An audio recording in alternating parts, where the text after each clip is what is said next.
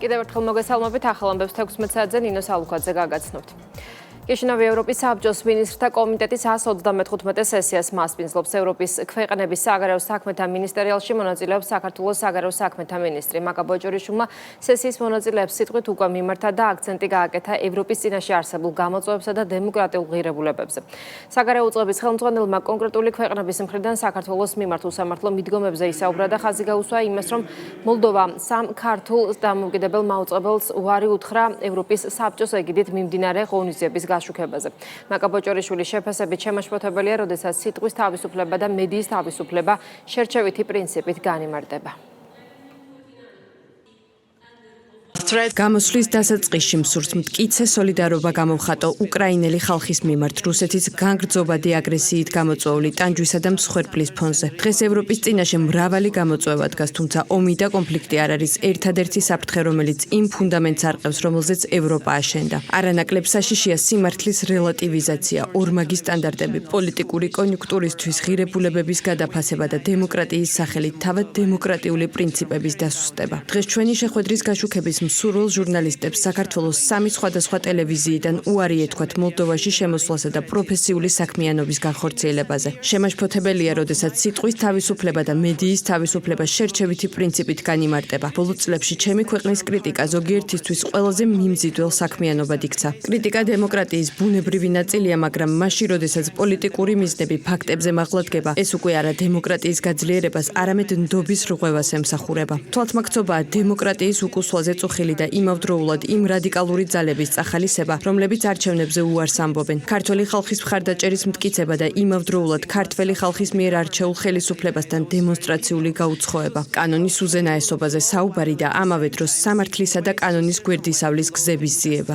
რუსეთის მიერ ოკუპირებული ქვეყნის კრიტიკა რუსეთთან წინააღმდეგობის ხარისხის გამო და პრორუსული ზიარლიყის მარტივად მიწებება. ეს უკვე არა პოლიტიკური შეფასება, არამედ რეალობის გამარტივება და საკუთარი პასუხისმგებლობისგან გაქცევა. ძვირფასო კოლეგებო, პრინციპების დაცვას და პატივისცემას განსაკუთრებული მნიშვნელობა აქვს ჩვენთვის. ქვეყნისთვის, რომლის ტერიტორიების 20% კვლავ რუსეთის მიერ არის ოკუპირებული და რომლის 100,000-ობით მოქალაქეს საკუთარ სახლში დაბრუნების უფლება დღემდე წართმეული აქვს. ოკუპაცია, ეფექტიანი კონტროლი და რუსეთის პასუხისმგებლობა ადამიანის უფლებების მძიმე დარღვევებზე დადასტურებულია საერთაშორისო სასამართლოების მიერ, მათ შორის ადამიანის უფლებათა ევროპული სასამართლოს გადაწყვეტილებებით. მიუხედავად ამისა, რუსეთი კვლავ აგრძელებს საერთაშორისო ვალდებულებების უგულებელყოფას და დგამს ნაბიჯებს საქართველოს რეგიონების ანექსიისკენ. ამის დასტურია 2026 წლის 9 მაისს მოსკოვსა და ცხინვალში რუსეთის საოკუპაციო რეჟიმს შორის ხელმოწერილი ეგრეთ წოდებული მოკავშირეობისა და ურთიერთქმედების გაღრმავების შესახებ ხელშეკრულება. დღეს, როდესაც უკრაინაში კვლავ გრძელდება ომი, კიდევ უფრო ნათლად ვხედავთ, რომ ვერც ერთი ქვეყანა ვერ იქნება რეალურად დაცული თუ საერთაშორისო სამართალი შერჩევითად იმოქმედებს, თუ ოკუპაცია დროთა განმავლობაში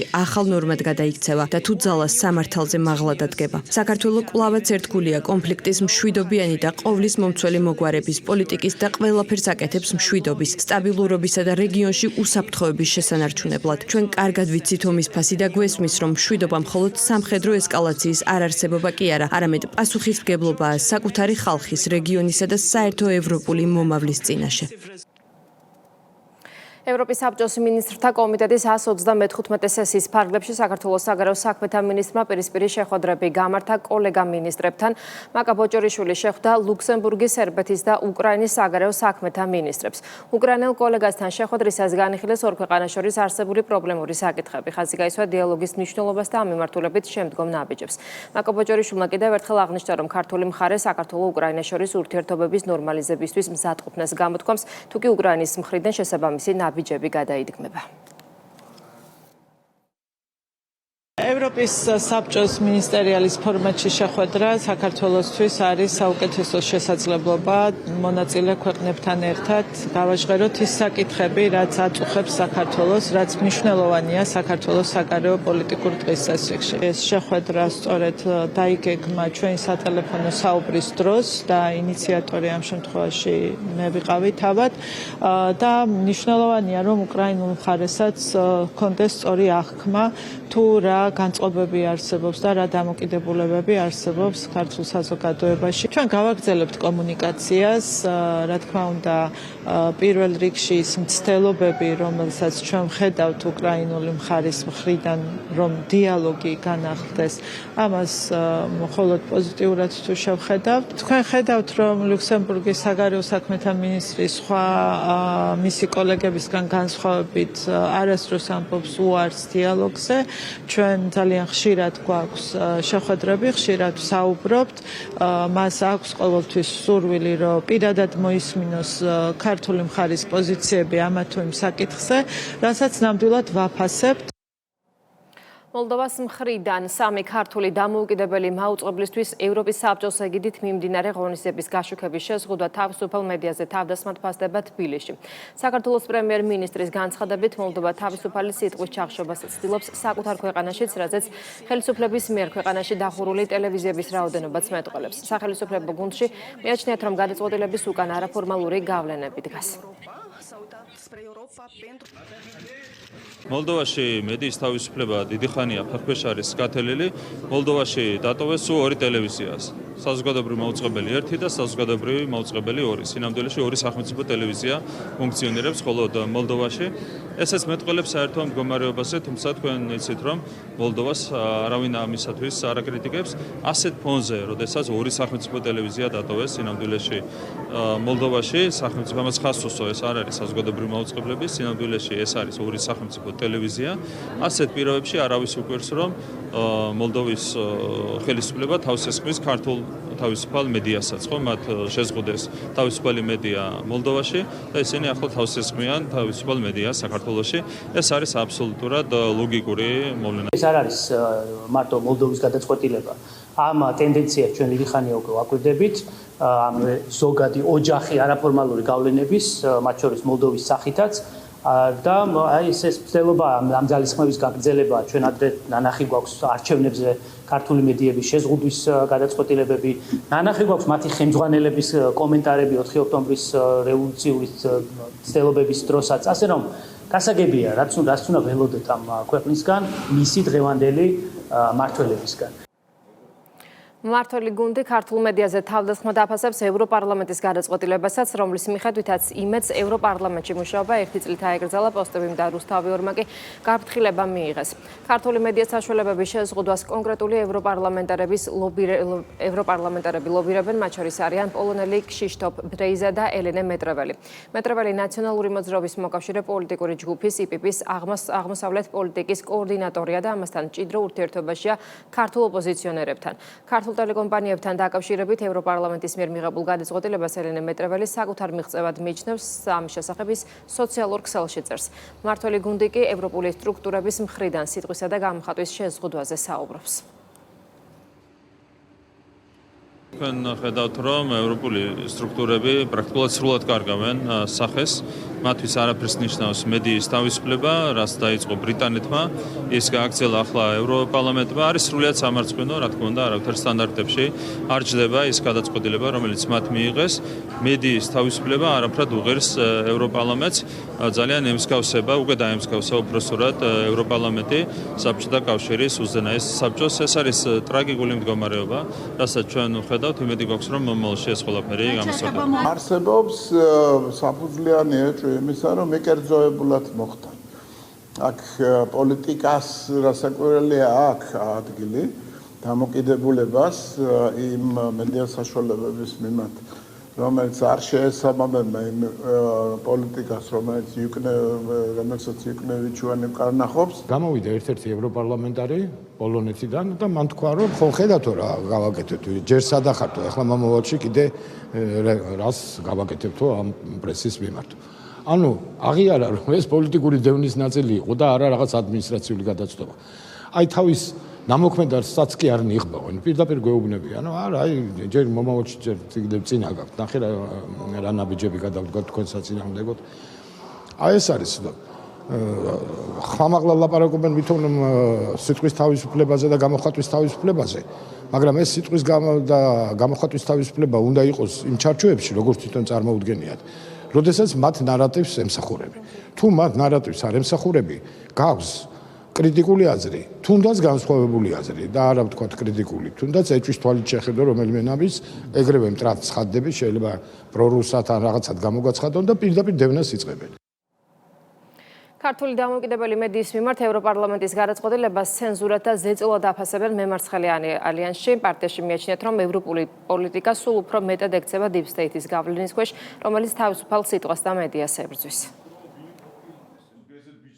დღევანდელი დღე ევროკავშირის ისტორიაში შევა შავ ლაქად, ვინაიდან დღეს მთელმა მსოფლიომ დაინახა მედიისა და თავისუფალი სიტყვისგან შეშინებული ევროპელი პოლიტიკოსები. ნამდვილად არ გვიხარია ევროპული პოლიტიკოსების და ადგილებზე მათი სატელიტების ასეთი დეგრადაცია, მაგრამ რეაქცია დროულად მისაცემია, სანამ მთლიანად არ გაუნადგურებიათ ევროპა და ევროპული იდეალები. იმის გათვალისწინებით, რომ ევროპაში ულტრამემარცხენეების ლიბერალების რეიტინგი ისტორიულ მინიმუმზეა, იმედი გვაქვს, ევროპელი ამორჩევლები ბოლომდე მიიყვანენ საქმეს, მათ მიმართ პოლიტიკური ანტიპატიის რეალიზებას მოახდენენ და არჩევნებში ასახავენ Deep State-ის, ოლიგარქიისა და პლუტოკრატიის მარცხს. კასპის ცემენტის ქარხანა განვითარების ახალ ეტაპზე გადადის. ქარხანაში 70 მილიონი დოლარის ღირებულების პროექტის განხორციელება იწყება. წარმოება წლიურად 400,000 ტონით გაიზრდება და ჯამურად 200 მილიონ ტონას მიაღწევს. ჰანიվել ცემენტის ახალი მასშტაბური საინვესტიციო პროექტის განხორციელება კლინკერის წარმოებისა და ცემენტის დაფქვის თანამედროვე ტექნოლოგიური ხაზის მშენებლობას ითვალისწინებს. ჰანიվել ცემენტის ახალი საინვესტიციო პროექტის საძირკვლის ჩაყრის ოფიციალური ცერემონია დღეს გაიმართა, რომელსაც მთავრობის წევრები და მიწვეული სტუმრები ესწრებოდნენ. თეკლა ბესტავაშვილი გვერდება თემის დეტალებით. კასპში ახალი მასშტაბური საინვესტიციო პროექტი განხორციელდება, რომელიც კლინკერის წარმოებისა და ცემენტის დაფქვის თანამედროვე ტექნოლოგიური ხაზის მშენებლობას ითვალისწინებს. პროექტს საფუძველი სიმბოლური კაფსულის ჩადების ცერემონიით უკვე ჩაეყარა. ცერემონიაში მთავრობის მეთაური, ეკონომიკის მინისტრი და კომპანიის გენერალური დირექტორი მონაწილეობდნენ. პროექტის განხორციელების შედეგად ქვეყნის იმპორტზე დამოკიდებულება შემცირდება და ინერგება ეკოლოგიურად მდგრადი საერთაშორისო სტანდარტების შესაბამისი ტექნოლოგიები. ასევე კლინკერის წლიური წარმოება დამატებით 400,000 ტონით გაიზრდება და ჯამში 2 მილიონ ტონას მიაღწევს. და რაც ყველაზე მთავარია, ახალი ინფრასტრუქტურა სრულად იქნება აღჭურვილი თანამედროვე უსაფრთხოების და გარემოს დაცვის სისტემებით. იწყება 70 მილიონი დოლარის ღირებულების პროექტის განხორციელება, რომელიც ცემენტის წარმოების სრულიად ახალ თანამედროვე ტექნოლოგიურ ხაზს ედება საფუძვლად. ეს არის იმ ტრადიციის გაგრძელება, რომელიც 1926 წელს უკაცრავად კასპში პირველი ქარხნის აშენებით დაიწყო. ქართული ცემენტის წარმოების ეს საუკუნოვანი ისტორია ჩვენი ქვეყნის ინდუსტრიული განვითარების განუყოფელი ნაწილია. ჰანიվել ცემენტი ქვეყანაში ერთადერთი კომპანია, რომელსაც ამ პროდუქციის სრული ციკლით წარმოება შეუძლია. ახალი მასშტაბური პროექტი ჩვენს ქვეყანას საწარმო სიმძლავრის უპრეცედენტო ზრდას მოუტანს. წარმოება წლიურად 400,000 ტონით გაიზრდება და ჯამურად 2 მილიონ ტონას მიაღწევს. ეს ნიშნავს, რომ საქართველო გახდება ამ თვალსაზრისით სრულიად თვითქმარი, ჩვენ საკუთარი რესურსით, იმპორტზე დამოკიდებულების გარეშე შეუფერხებლად მოამარაგებთ უმსხვილეს ინფრასტრუქტურულ და დეველოპერულ მშენებლობებს. ჩვენი საქმიანობის მთავარი ორიენტირიც სწორედ ესაა, ქვეყნის ეკონომიკური დამოუკიდებლობის გამტკიცება, იმპორტზე დამოკიდებულების თვისებრივად შემცირება და ადგილობრივი ბაზრისთვის უმაღლესი ხარისხის პროდუქციის მიწოდება. ჩვენთვის ბუნებრივია პრიორიტეტულია გარემოზე ზრუნვაც, ამდენად მიასალმებელია, რომ საწარმო აღიჭურება უახლესი ეკოლოგიური სტანდარტების შესაბამისად, რაც მინიმუმამდე დაიყვანს გარემოზე ზემოქმედებას და დანერგავს თანამედროვე მწვანე წარმოების პრინციპებს. მშენებლობის სექტორი ჩვენი ქვეყნის ეკონომიკის ერთ-ერთი მთავარი მამოძრავებელი ინდუსტრია. 2025 წელს მისი წილი მშპ-ში 8% იყო, ხოლო სექტორში შექმნილმა დამატებულმა ღირებულებამ 7.3 მილიარდ ლარს მიაღწია.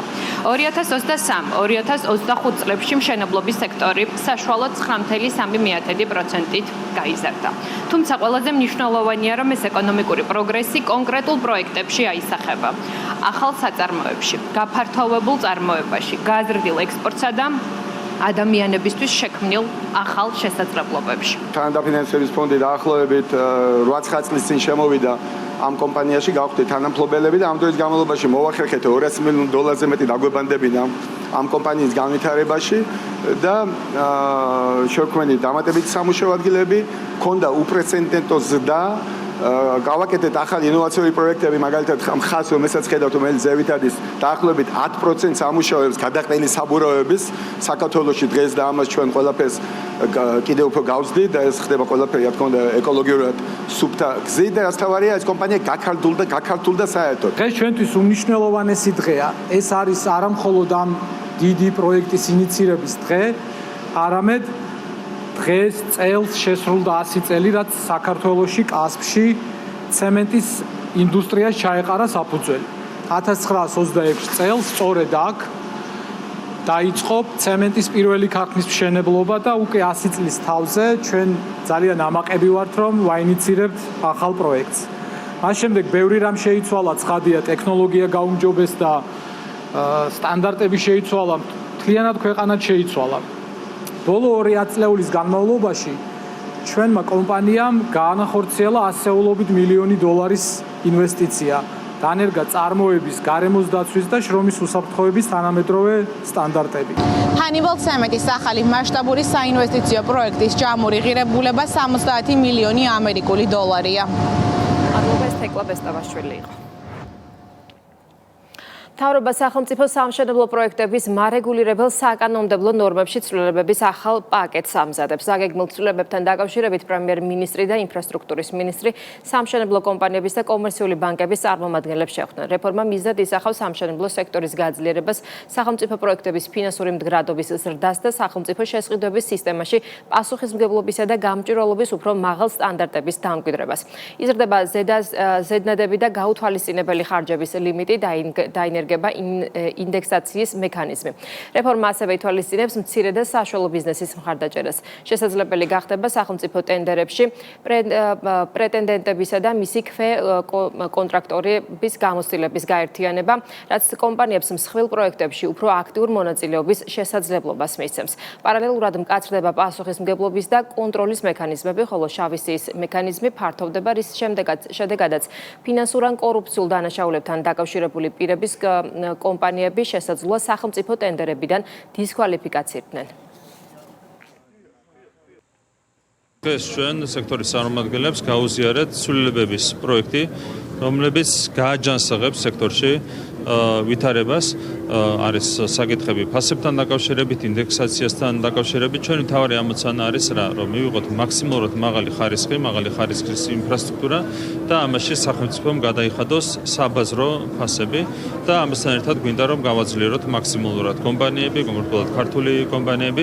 ეს არის ჩვენი მთავარი ამოცანა და სწორედ ამას ემსახურება ეს ცვლილებები, რომლებიც წარუდგენეთ დღეს სექტორში ჩართულ კომპანიებს, მათი მხრიდან არსებითად დაიმსახურა ცვლილებებმა მოწონება და ასევე გამოთქვით სრული მზაობა, რომ მომავალშიც მაქსიმალური კონსულტაციების რეჟიმში გავაგრძელოთ თანამშრომლობა შესაბამის კომპანიებთან და სწორედ ამის საფუძველზე ჩვენ უნდა მივახციოთ მაღალი ხარისხის ინფრასტრუქტურას და სათანადო ფასებს. ეს არის მთავარი ამოცანა. სექტორის გაჯანსაღებისთვის ერთის მხრივ აუცილებელი არის, რომ ჩვენ კონტროლი რა თქმა უნდა გავაძლიეროთ, თუმცა შევუქმნათ კერძო სექტორს და კერძო კომპანიებს ის პირობები, რაც მათ უკეთესად ოპერირების საშუალებას მისცემს, უფრო სამართლიანი იქნება თამაშის წესები და ვფიქრობ ის გადაწყვეტილებები, რაც დღეს გავაჟღერეთ ჩვენ საქართველოს მთავრობის გადაწყვეტილებები, არის მართლაც რევოლუციური ამ სექტორისთვის. ეს შეეხება ახალი ფასების დადგენას და საბაზრო ფასებთან მიახლოებას, არა, საბაზრო ფასებით სახელმწიფო ტენდერების გამოცხადებას, ასევე ინდექსაციის საკითხი, რომელიც კომპანიებისთვის სერიოზული პრობლემა იყო გამომდინარე იქიდან, როდესაც კონტრაქტი მრავალწლიანი არის, ეს სერიოზული გამოწვევა იყო და ყველა ის ცვლილება, რაზეც დღეს გქონდა საუბარი, ვფიქრობთ, რომ ინფრასტრუქტურის მიმართულებით სექტორს მაქსიმალურად გააჯანსაღებს და საბოლოო ჯამში ჩვენ მივიღებთ ხარისხიან პროდუქტს დროულად, რაც არის მთავარი ჩვენი გამოწვევა. სააკაშვილი ბუკერია გვარამიას ალიანსში გახარიას და ხაზარაძის პარტიებს ეპატიჟებიან. შეთავაზების ავტორი ნიკა გვარამია, რომელმაც ამ შესახებ პოდკასტში ისაუბრა. ალიანსში გაწევრიანებაზე ამ ეტაპზე უარს ამბობენ გახარიას პარტიაში. სახელმწიფო გუნდში კი მიიჩნევენ, რომ ნაცოპოზიცია ნებისმიერ გადაწყვეტილებას გარე ძალების დირექტივების შესაბამისად იღებს. გახარიას მიმართ გვარამიას შეთავაზებას უპრინციპობის გამოხატულება თვლის პრემიერ-მინისტრი. ირაკლი კობახიძის განცხადებით ალიანსი სინამდვილეში კოლექტიური ნაცმოძრაობაა, რომელიც უცხოეთიდან იმართება.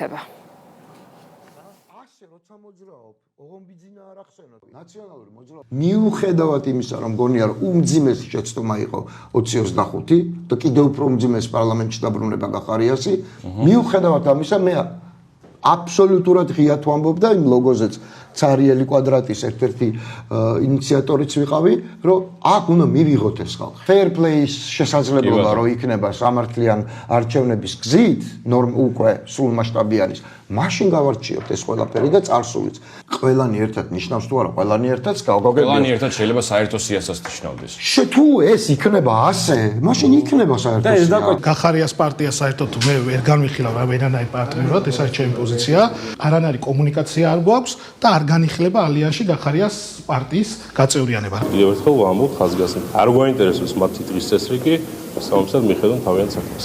ეს განცხადება უპრინციპობას ემეტყველებს, როცა კაცი ეძახთი თვალთხარიას და მერე მასთან გაერთიანებაზე საუბრობ, ეს რა თქმა უნდა უპრინციპობის გამოხატულება, თუმცა მათთვის ეს დამახასიათებელია, ხო, აბსოლუტურად დამახასიათებელია უკლებლივ ყველა ამ პარტიისთვის უპრინციპობა სინამდვილეში. ყველა ეს პოლიტიკოსი არის ერთი კოლექტიური ძალის წარმომადგენლობა, ეს არის უცხოური აგენტურა, კოლექტიური ნაცმოძრაობა, შესაბამისად მათ შორის ეს რაღაცა კონფლიქტებიც არის აბსოლუტურად ხელოვნური, ეს არის ერთი ძალა. მათ აერთიანებთ ერთი რამ, ყველა მათგანი არის უცხოური აგენტურის წარმომადგენელი, ყველა მათგანი არის კოლექტიური ნაცმოძრაობის წარმომადგენელი, იქნება ეს გვარამია, ლელო, გახარია თუ ნებისმიერი სხვა, ეს არის ერთი პოლიტიკური ძალა, რომელიც მოქმედებს ერთ ფოლგის ქვეშ და ამ ფოლგას ქვია უცხოური აგენტურა. გახარიას გუნდმა ეს წითელი ხაზები უკვე დიდი ხანია გადალახა, მე რა პრობლემა აქვს არ მესმის. ერთად მუშაობდნენ ყველა არჩეულ საკრებულოში, ალიანსი იყო ყველგან თითქმის მათსა და ნაცმოძრაობას შორის და რუსთავში კიდე ასეთი მავნებლობა ჩაიდინეს, რომ დიდი ხანი ბიუჯეტსაც ერთად არ ამტკიცებდნენ და თავმჯდომარეც გახარიას წარმომადგენელი იყო. რეალურად ჩვენ ვიხილეთ ეს თანამშრომლობა. ლელოც, გახარიებიც, გვარამიებიც, კიდე ვინ არიან, სააკაშვილებიც და თენგოც გვარამიას თენგო, ერთი კოლექტიური ნაცმოძრაობა. ყველანი ერთნი არიან და კიდევ ერთხელ ზოგი პარლამენტშია, ზოგი გარეთ. ევროკავშირის სასამართლოს გადაწყვეტილების შემდეგ პოლონეთში პირველი ერთნაირსქესიანი ქორწინება დარეგისტრირდა. ეს კი იმ ფონზე, როცა პოლონეთის კანონმდებლობით ერთნაირსქესიანთა ქორწინება ლეგალიზებული არ არის და ქვეყნის კონსტიტუციით ქორწინება მხოლოდ ქალისა და მამაკაცის კავშირითაა განმარტებული. ევროკავშირის უმაღლესი სასამართლო წევრ ქვეყნებს ავალდებულებს აღიარონ ის ერთნაირსქესიანი ქორწინებები, რომლებიც ევროკავშირის სხვა ქვეყნებშია რეგისტრირებული.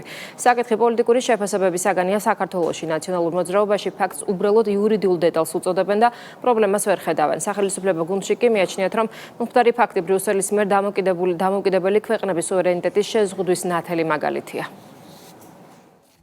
ჩვენ შეგიძლიათ ნახოთ ბევრი ევროკავშირის წევრი ქვეყანა არანაირი ვალდებულება ამ მიმართულებით ნამდვილად არ არსებობს ევროპულ სივრცეში. ევროკავშირის სხვა წევრ ქვეყანაში თუ არის წყვილი კონკრეტული სტატუსის მქონე, იმ წვილის ეს სტატუსი უნდა იქნას აღიარებული, ამაზე საუბარი და არა იმაზე, რომ პოლონეთში უნდა დაქორწინდეს ვინმე. რაც შეეხება რაღაც სამართლებრივ დეტალს, რომელზეც საუბრობთ, ეს სამართლებრივი დეტალი, იურიდიული დეტალი არავითარ კავშირში არ იმყოფება ზოგადად ამ ხდებასთან. ევროსასამართლომ და ეს ვალდებულება გააკისრა პოლონეთს და ნებისმიერ სხვა ქვეყანას, სადაც ერთსქესიანთა ქორწინება არ იყო აქამდე აღიარებული, რომ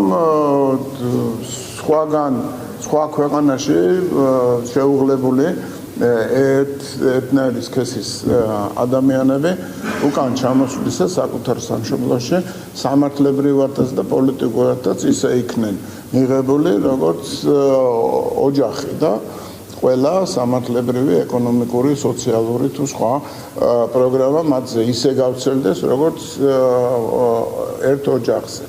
ანუ პრაქტიკულად პირდაპირ აღიარება ამ გადაწყვეტილებას მნიშვნელობა რატომ აქვს დიდი? რომ პოლონეთის შიდა კანონმდებლობით და კონსტიტუციით ერთი რამ არის განსაზღვრული და ევროკავშირმა ისე შეზღუდა თავისი წევრების სუვერენიტეტი, რომ ფაქტიურად უთხრა რომ შენ რა გიწერია კონსტიტუციაში და შენ კანონმდებლობაში ჩვენ არ გვაინტერესებს თავარი არის ჩვენი გადაწყვეტილებები და ეს უფრო მაღლა დგას ვიდრე თქვენი კონსტიტუციური წყობილება თქვენს ქვეყანაში თუ პოლონელები ამას ეგუებიან ღმერთმა სიკეთეში მოვახმაროთ ჩვენ ქართველები ყოველ შემთხვევაში ჩვენ და ჩვენი მომხრეები ამას ვერ შეურიგდებით და საქართველოს სუვერენიტეტს ესე არავის შევაზღუდებთ პალესტინის მომხრე აქტივისტებმა კოპენჰაგენში დანიური გადამზიდი გიგანტის მაერსკის სათავო ოფისთან ბლოკადა მოაწყვეს და კომპანიის გემებით ისრაელისთვის იარაღის გადაზიდვა გააპროტესტეს. პროტესტის დასაშლელად პოლიციამ ხელკეტები გამოიყენა. ვრცელდება ვიდეო, სადაც სამართალდამცველები ფიზიკურად გაუსწორდნენ მედიის წარმომადგენლებსაც. აქტივისტებმა პოლიცია ძალის გადამეტებაში დაადანაშაულეს, თუმცა ძალოვანმა უწყება კრიტიკა უარყო. ყოველთვის არ არის შესაძლებელი კონკრეტულ სიტუაციაში ადამიანების ადგილიდან უბრალოდ გაყვანა და ასეთ დროს შესაძლოა საჭირო გახდეს ფიზიკური ძალის გამოყენება. დანის დედაქალაქში განვითარებულ პროცესებს ეხმაურებიან თბილისში სახელმწიფო გუნდის წარმომადგენლების განცხადებით ევროპული ბიუროკრატია საქართველოსთან მიმართებაში ორმაგი სტანდარტით მოქმედებს. საკუთარ ქვეყნებში არსებულ უსამართლობაზე კი თვალს ხუჭავენ. მმართველი გუნდის წარმომადგენლების განცხადებით ევროპის შერჩევითი მიდგომების გამო საქართველოს მოსახლეობაში ევროპული ქვეყნების მიმართ ნიჰილიზმი ჩნდება. თავიანთ ქვეყანაშია დაშვებულია, ჩვენთვის არის აკრძალული ამ ქვეყანაში. ჩვენ არ შეგვიძლია თურმე ჩვენი არჩევნების დაცვა, არ შეგვიძლია სახელმწიფო ინსტიტუტებს შტურმით უტევენ, არ შეიძლება, არა გვაქვს უფლება რომ დავიცვათ ინსტიტუტები ცეცხლს რომ უკიდებენ პოლიციელებს, თურმე ჩვენ არ გვაქვს უფლება რომ პოლიციელები დავიცვათ. ეს ნახეთ, ამიტომ ამბობ რომ ახალი ჩვენთვის ეს არ არის, ერთადერთი სამწუხაროდ რაც არის ის რომ საზოგადოებაში ჩნდება რა თქმა უნდა ნიჰილიზმი და ნეგატიური დამოკიდებულება ამ ქვეყნების მიმართ, როდესაც ისინი უსამართლოდ აკრიტიკებენ საქართველოს. ეს ორმაგი სტანდარტიც არ არის, ეს ყველაფერს ხდება. და კიდევ კაი, ხდება ილუსტრაცია მათი. და ქართულმა საზოგადოებამ კარგად იცის, ვინ არის მტერი და ვინ არის მოყვარე. ვინ არის გულწრფელი ჩვენი მეგობარი და ვინ არის ჩვეულებრივი დემოკრატიას ამოფარებული მავნებელი და ფაშისტი. ნეოფაშისტები არიან ესენი. ვითომ ლიბერალურ ღირებულებებს ამოფარებული.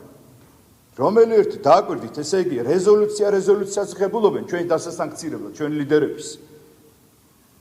და ამ დროს თვითონ რაც ჩადიან. შინაგან საქმეთა მინისტრმა უწყების სტრუქტურული ქვედანაყოფების ხელმძღვანელებთან სამუშაო შეხვედრები გამართა. დეპარტამენტის დირექტორებმა სულხან თამაზაშვილს მათი კომპეტენციის ფარგლებში უწყებაში მიმდინარე და განხორციელებული პროექტების შესახებ დეტალური ინფორმაცია მიაწოდეს. ხაზი გაესვა სამინისტროს ამოცანების ეფექტურად შესრულებაში სხვადასხვა დანაყოფის მჭიდრო კოორდინაციის მნიშვნელობას. მინისტრმა თანამშრომლებს გაწეული საქმიანობისთვის მადლობა გადაუხადა და პროფესიულ საქმიანობაში წარმატება უსურვა. საქართველოსა და ესპანეთის სამართალდამცავი უწყების თანამშრომლებმა ესპანეთში ჩატარებული საერთაშორისო სპეცოპერაციის კაჩაბას ფარგლებში 13 პირი დააკავეს. საპოლიციო ღონისძიება საქართველოს პოლიციის ატაშესთან აქტიური თანამშრომლობით განხორციელდა და რომელსაც წინ უძღვოდა ორი ქვეყნის სამართალდამცავ უწყებებს შორის ერთწლიანი ინტენსიური კოორდინაცია. გამოძიების ცნობით კრიმინალური დაჯგუფების წევრები ესპანეთის სხვადასხვა რეგიონში 27 ბინის ქურდობაში მონაწილეობდნენ. ირკვევა, რომ დაჯგუფება ორი სხვადასხვა შტოსგან შედგებოდა ქართული წარმოების წევრებისგან, რომლებიც უშუალოდ ბინის ქურდობებს ახორციელებდნენ და ესპანური შტოსგან, რომლებიც მოპარულ ნივთებს სხვადასხვა ქალაქში ყიდნენ. ორი ქვეყნის სამართალდამცველებმა სპეცოპერაცია ერთდროულად 9 სხვადასხვა ლოკაციაზე ჩაატარეს. დაკავებულებს 8 წლამდე თავისუფლების აღკვეთა ემუქრებათ. ტრანსნაციონალურ დანაშაულ საზღვრები არ აქვს ერთად მუშაობა აუცილებელია. ჩვენს უწყებებს შორის ურთიერთობები ძალიან მაღალ დონეზეა. დიდი მადლობა. ისინი ასე მოქმედებდნენ დილაობით პირდაპირ გასაძარცვად შედიოდნენ ჯგუფის წევრებთან ერთად 8 მათგანი უკვე ციხეშია. მათი მიზანი მოპარული ნივთების შავ ბაზარზე გავრცელება იყო. საქართველოს შინაგან საქმეთა სამინისტროსა და ესპანეთის სამეფოს ეროვნულ პოლიციას შორის მჭიდრო თანამშრომლობის შედეგად ესპანეთის სამეფოს სხვადასხვა რეგიონებში ჩატარებული ერთობლივი ღონისძიების ფარგლებში ორგანიზებული კრიმინალური დაჯგუფების 13 წევრი იქნა დაკავებული. აღნიშნული ღონისძიების ჩატარებას წინ უძღოდა ერთობლივი ინტენსიური ოპერატიული და საგამოძიებო მოქმედებები, რომელთა დაგეგმარებასა და განხორციელებაში ესპანეთის სამეფოს სამართალდამცავ ორგანოებთან ერთად ჩართული იყო საქართველოს შინაგან საქმეთა სამინისტროს ცენტრალური კრიმინალური პოლიციის დეპარტამენტი და ესპანეთის სამეფოში საქართველოს პოლიციის ატაშე. ქართულ მხარეს ესპანეთის სამართალდამცავ ორგანოებთან თანამშრომლობის ხანგრძლივი გამოცდილება გააჩნია, რაც ძალზედ მნიშვნელოვანია ორგანიზებული კრიმინალური დაჯგუფებების გამოვლენასა და მათი საქმიანობის აღსაკვეთად. ფინანსთა სამინისტროს საგამოძიებო სამსახურის უფროსმა ლევან ხარაბაძე აჭარის და გურის რეგიონული სამმართველოების თანამშრომლებს ახალი ხელმძღვანელები წარუდგინა. აჭარის სტრუქტურულ დანაყოფს გელა კანდელაკი, ხოლო გურის სტრუქტურულ დანაყოფს ირაკლი სარჯველაძე უხელმძღვანელებენ. შეხვედრაზე უწყების ხელმძღვანელმა პირებმა დანაყოფების უფროსებისგან მოისმინეს ინფორმაცია მათ სამოქმედო ტერიტორიაზე საფინანსო ეკონომიკური დანაშაულის გამოვლენის გამოძიებისა და გასატარებელი პრევენციული ღონისძიებების შესახებ. საუბარი ასევე შეეხო რეგიონებში დანაშაულის სტატისტიკისა და გახსნის მაჩვენებლებს.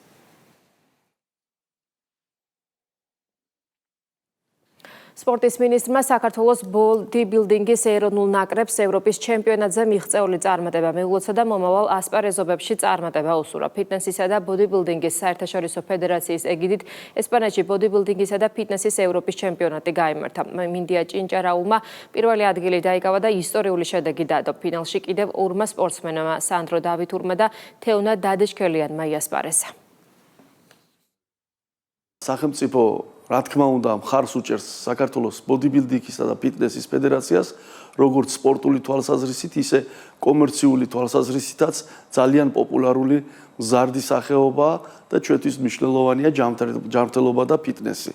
ჩვენ შევხვდით ფედერაციის წარმომადგენლებს, ვისაუბრეთ საომავლო გეგმებზე და ვფიქრობ, რომ საქართველო მზად არის იმისათვის, რომ მომავალშიც უკვე ჩვენს ქვეყანაში ჩატარდეს სხვადასხვა რანგის საერთაშორისო მასშტაბის სპორტული ღონისძიებები. პირველად ისტორიაში საქართველოს წასულმა სპორტსმენმა კლასიკ ფიზიკის კატეგორიაში მოიპოვა ოქროს медаლი, ასევე ორი ფინალი გავაკეთეთ ქართველმა სპორტსმენებმა, რაც არის ძალიან დიდი ისტორიული მოვლენა ჩვენი სპორტის განვითარებისთვის. ამისთვის ძალიან დიდი მადლობა სპორტის სამინისტროს, მინისტრ ბატონ შალვა გოგოლაძეს. დაახლოებით 6 თვის განმავლობაში ვემზადებოდი ამ ჩემპიონატისთვის.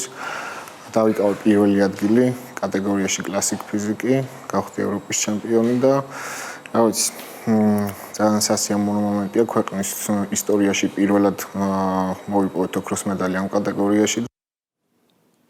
კონსტანტინე გამსახურდიას იუბილეს აბაშაში სხვადასხვა კულტურული ღონისძიებებით აღნიშნავენ. ტრადიციულად ღონისძიება მწერლის სახლ-მუზეუმში იმართება. დღევანდელი დღის აღსანიშნავად მოწყობილია სცენა, სადაც წარმოდგენილია კონსტანტინე გამსახურდიას შემოქმედება, ხოლო ადგილობრივი ანსამბლები ქართულ ცეკვებს ასრულებენ. ღონისძიებას ადგილობრივი ხელისუფლების წარმომადგენლები, მათ შორის სამეგრელო ზემოსვანეთის სახელმწიფო რწმუნებული და აბაშის მერი დაესწრნენ. კონსტანტინე გამსახურდია არის ის მწერალი, რომელმაც ქართულ სიტყვას და ქართულ ლიტერატურას ახალი სიღრმე, უფრო მეტი ევროპული განზომილება შესძინა